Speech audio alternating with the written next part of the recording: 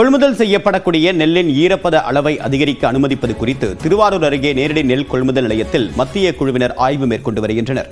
தொடர்பான கூடுதல் தகவல் நிகழ்ச்சிய செய்தியாளர் ராஜசேகர் விவரம் என்ன?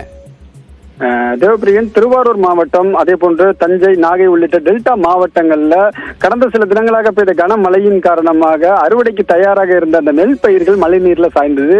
இதனால தற்பொழுது அறுவடை செய்த நெல் பயிர்களின் நெல்லின் ஈரப்பதம் என்பது மிகப்பெரிய அளவில் அதிகரித்திருக்கிறது. டெல்டா மாவட்ட விவசாயிகள் அந்த நெல்லை அறுவடை செய்து தங்களுடைய நெல்லை அந்த நெல் கொள்முதல் நிலையங்களில் விற்பனை செய்யும் பொழுது அங்கு 17% ஈரப்பதம் உள்ள நெல்லை மட்டும் கொள்முதல் எடுத்துக்கொள்கிறார்கள். ஆகவே ஈரப்பதம் அதிகரித்து இருப்பதால் 22% வரை அந்த நெல்லை அதிகரித்து கொள்முதல் செய்ய வேண்டிய கோரிக்கை வைத்திருந்த நிலையில நேற்று தஞ்சாவூர்ல மத்திய குழுவினர் ஆய்வு செய்தாங்க. தற்பொழுது திருவாரூர் மாவட்டத்தில் நீடாமங்கலம் அருகே பூவனத்தம் அந்த பகுதியில் உள்ள நேரடி நெல் கொள்முதல் நிலையத்தில் மத்திய குழுவினர் தற்பொழுது ஆய்வு செய்து வருகிறார்கள். அவர்களிடம் விவசாயிகள் முக்கியமாக நெல்லின் ஈரப்பதம் என்பது அதிகரித்து காணப்படுகிறது. கனமழை மற்றும் தொடர்ந்து பெய்தும் பனிப்பொழிவின் காரணமாக நெல்லோட ஈரப்பதம் 22-24% வரை இருந்து வருகிறது.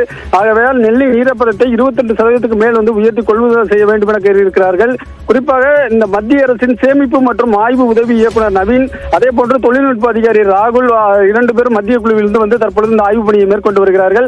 இதைத் தொடர்ந்து சோனாப்பேட்டை, அதே போன்று பைங்காட்டூர் உள்ளிட்ட பல்வேறு பகுதிகளில் உள்ள நேரடி நெல் கொள்முதல் நிலையங்களில் தற்பொழுது இந்த ஆய்வு பணியை மத்திய குழுவினர் மேற்கொள்ள இருக்கிறார்கள். அவர்களிடம் விவசாயிகள் தொடர்ந்து தங்களது கோரிக்கை வைத்திருக்கிறார்கள். இந்த ஆய்வுல திருவாரூர் மாவட்ட ஆட்சியர் சாருச்சி உள்ளிட்ட வேளாண் துறை, அரசு துறை அதிகாரிகள் அனைவரும் கலந்திருக்காங்க.